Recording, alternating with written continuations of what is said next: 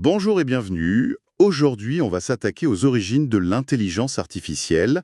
Et pour ça, on va suivre les pas d'une figure absolument centrale, Alan Turing. Oui, Alan Turing.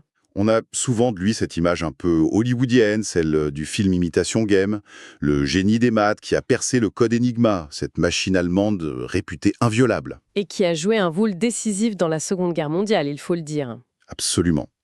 Et puis, bien sûr, il y a le fameux test de Turing, une idée qui a complètement irrigué la science-fiction. On pense à Ex Machina, à Westworld. Mais cette image, elle est vraie, mais elle est très incomplète.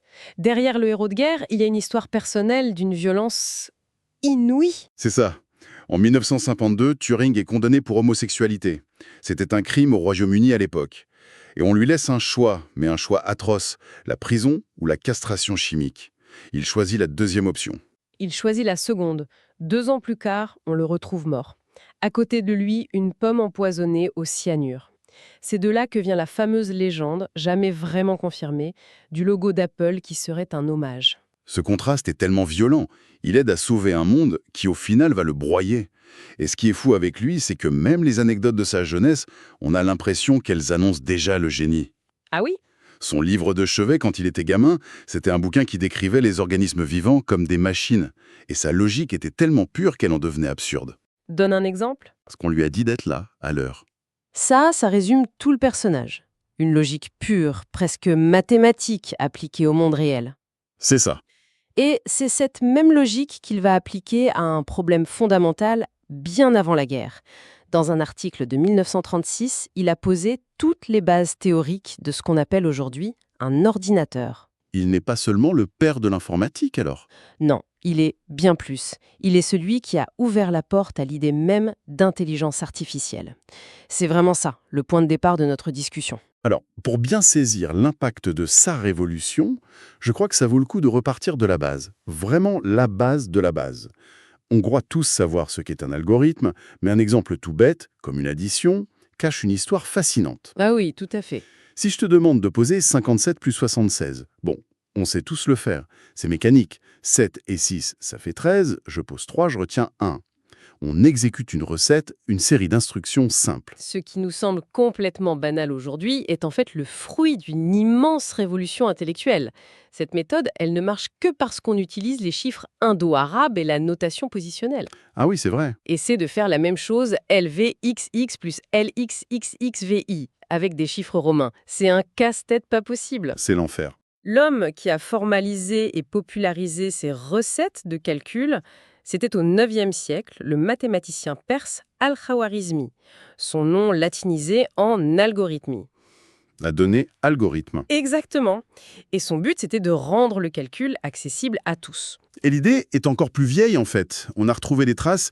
Les bergers du croissant fertile, il y a 5000 ans, ils avaient déjà un algorithme pour compter leurs moutons. Comment il faisait?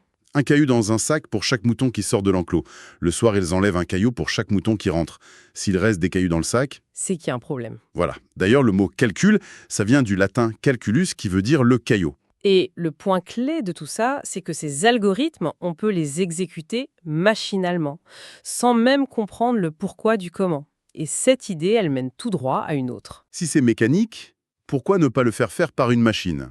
C'est ce que Blaise Pascal essaie de faire en 1640 avec sa fameuse Pascaline. Sauf qu'il y a un hic. Elle ne sait faire qu'une seule chose. Voilà. Elle ne sait qu'additionner. L'algorithme, il est soudé dans les rouages. Il est matériel. Chaque machine ne peut faire qu'une seule tâche. Et une seule. Il fallait donc un chaînon manquant. Et on le trouve au XIXe siècle avec un duo assez incroyable, Charles Babbage et Ada Lovelace. Un duo visionnaire. Babbage dessine les plans d'un engin analytique, une calculatrice mécanique surpuissante, mais tellement complexe qu'elle n'a jamais été construite de son vivant. Mais c'est Ada Lovelace qui a eu la vision la plus... Fulgurante. Oui, en traduisant ses notes, elle a compris quelque chose de fondamental. Elle a compris que cette machine pourrait manipuler bien plus que des chiffres. Elle pourrait manipuler des symboles, des notes de musique. Elle a écrit les tout premiers programmes sur des cartes perforées et elle a même imaginé que la machine pourrait un jour composer de la musique. Elle a eu l'intuition de génie. Et c'est Turing qui, un siècle plus tard, va la formaliser avec son concept de machine universelle. Et là, c'est l'idée qui change absolument tout. Explique-nous ça. Jusque-là, on construisait une machine pour un algorithme. Turing, lui, il renverse la table. Il se dit, et si l'algorithme n'était plus la machine elle-même, mais devenait une simple donnée qu'on lui fournit, comme du texte qu'on virait sur un ruban de papier? Attends, si je comprends bien, c'est un peu comme si, avant Turing, on avait une machine à café, une machine à laver, un grille-pain. Des appareils super spécialisés. C'est une très bonne analogie, oui. C'est exactement ça. La machine universelle, c'est cette prise électrique. C'est un méta-algorithme qui est capable d'exécuter n'importe quel autre algorithme qu'on lui donne. Et c'est ça qui crée la distinction. C'est la naissance de la distinction fondamentale entre le matériel, le hardware, et le logiciel, le software. C'est ce concept qui permet aujourd'hui à ton smartphone, avec son matériel unique, de faire tourner des milliers d'applications complètement différentes. C'est quand même dingue de se dire que cette idée qui date d'avant la Seconde Guerre mondiale est littéralement ce qui fait tourner notre monde numérique aujourd'hui. Prenons un truc comme PageRank, l'algorithme de Google. Oui. Comment il sait que si je tape Michael Jordan, je cherche le basketteur et pas, je sais pas, l'informaticien qui porte le même nom? Alors, il ne se contente pas de compter le nombre de fois où le nom apparaît sur une page. Il analyse la structure du web tout entier comme un immense vote de popularité. Un vote? Oui, chaque lien qui pointe vers une page, c'est un vote pour cette page. Mais, et c'est ça l'astuce, le vote d'une page déjà très populaire, disons le site du New York Times, a beaucoup plus de poids que le vote d'un petit blog inconnu. Le basketteur est cité partout par des sites très populaires. L'informaticien, beaucoup moins. Mais attends, il n'y a pas un côté un peu circulaire là-dedans? Pour être populaire, il faut que des pages populaires parlent de toi, mais comment ces pages sont-elles devenues populaires au départ? C'est une excellente question.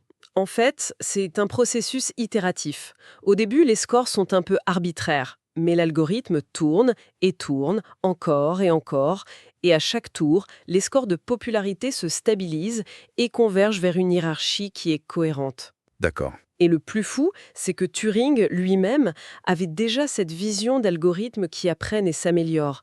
Il parlait de machines enfants, qu'on pourrait éduquer, qui apprendraient de leurs expériences. C'est la graine de tout ce qu'on appelle aujourd'hui le deep learning, ou les réseaux de neurones. Bon, d'accord. Donc on a cette machine universelle capable d'exécuter et même d'apprendre des algorithmes de plus en plus complexes. La question qui vient logiquement, c'est est-ce qu'il y a une limite? Est-ce qu'en théorie, une IA peut tout résoudre? C'était le grand rêve du début du XXe siècle. Oui, le grand mathématicien David Hilbert en était persuadé. Il rêvait de trouver un algorithme ultime. Ce qu'il appelait en allemand l'Entscheidungsproblem, littéralement le problème de la décision. L'idée, c'était d'avoir une procédure mécanique qui, pour n'importe quelle affirmation mathématique, pourrait répondre par vrai ou par faux. C'était le saint graal des maths, une machine à découvrir la vérité. Un rêve magnifique. Et c'est Turing lui-même qui l'a fait voler en éclats, n'est-ce pas? Et dans le même article de 1936. De manière absolument spectaculaire. Il a prouvé qu'un tel algorithme ultime ne pouvait tout simplement pas exister.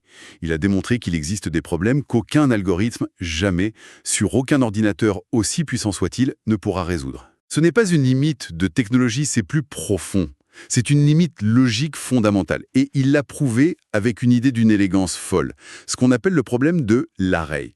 Le problème de l'array, l'idée, c'est qu'il est impossible de créer un programme qu'on pourrait appeler stop, qui serait capable de regarder n'importe quel autre programme et de prédire à coup sûr s'il va finir par s'arrêter ou s'il va tourner en boucle pour l'éternité. C'est bien ça? C'est exactement ça. Pour l'expliquer, les sources utilisent une analogie assez connue. C'est le paradoxe du crétois qui dit « je mens ». Si ce qu'il dit est vrai, alors c'est faux. Si c'est faux, alors c'est vrai. On est coincé dans une boucle logique. C'est précisément cette logique autoréférentielle que Turing utilise. Il imagine un algorithme un peu malicieux, appelons-le paradoxe, et voilà ce que fait cet algorithme. Il utilise stop sur lui-même. D'accord, il s'analyse lui-même, il demande à stop. Alors, est-ce que je vais m'arrêter? Si stop lui répond « oui, tu vas t'arrêter », alors paradoxe, juste pour le contredire, entre dans une boucle infinie, et si stop lui répond l'inverse? Si stop lui dit non, tu vas boucler à l'infini, eh bien paradoxe s'arrête immédiatement. Ah, donc dans tous les cas, il fait l'exact contraire de ce que le programme stop avait prédit. La prédiction est donc toujours fausse. Ce qui prouve qu'un programme stop parfait ne peut pas exister. C'est une contradiction logique. C'est brillant. Mais alors, attends, si Turing a prouvé ça dans les années 30, pourquoi est-ce qu'on entend partout aujourd'hui que l'IA va bientôt tout résoudre, tout comprendre? Il y a une contradiction là, non? Tu mets le doigt sur une confusion très très courante. Turing a prouvé qu'il existe une frontière infranchissable, un domaine de problème qu'on appelle incalculable. Et d'ailleurs, ce domaine est infiniment plus grand que celui des problèmes calculables. D'accord. Mais à l'intérieur de ce domaine du calculable, il y a encore tout un univers de problèmes à explorer. Et parmi eux, certains sont juste incroyablement, monstrueusement difficiles. La vraie question aujourd'hui n'est plus peut-on tout calculer, mais plutôt parmi les choses qu'on peut calculer, qu'est-ce qui est facile et qu'est-ce qui est difficile à résoudre. Ok, donc on arrive à cette fameuse zone grise, le territoire qui se situe juste avant le mur de l'impossible.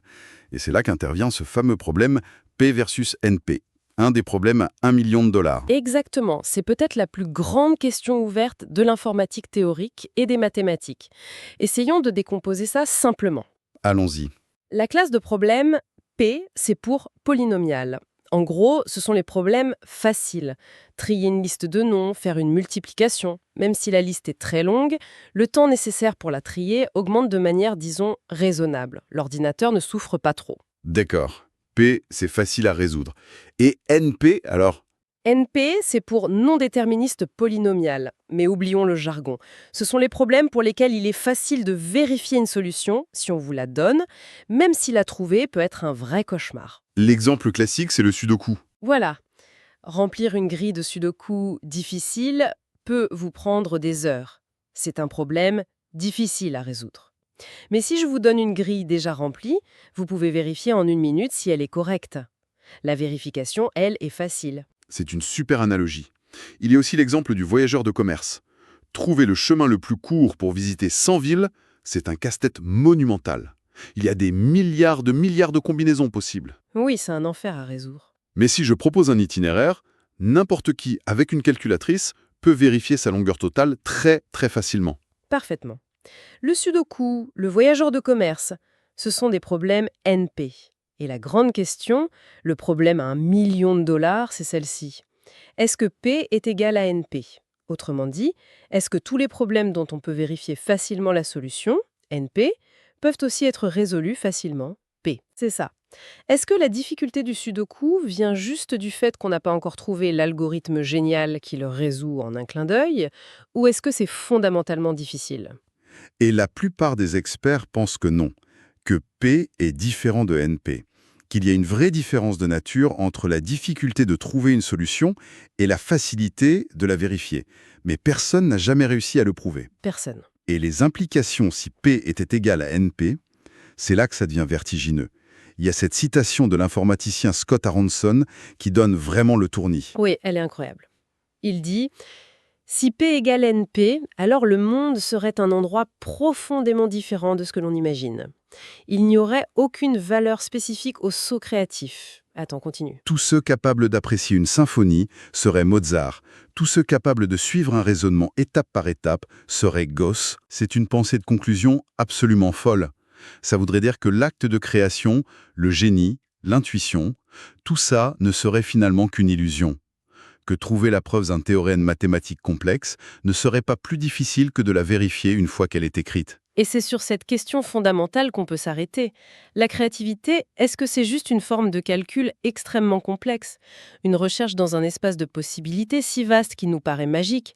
Ou est-ce qu'il y a une différence de nature, un fossé infranchissable entre l'acte de reconnaître une grande œuvre et celui de la créer? La réponse à P versus NP, Pourrait bien définir non seulement les limites futures de l'intelligence artificielle, mais aussi notre propre compréhension de ce que signifie, au fond, être intelligent.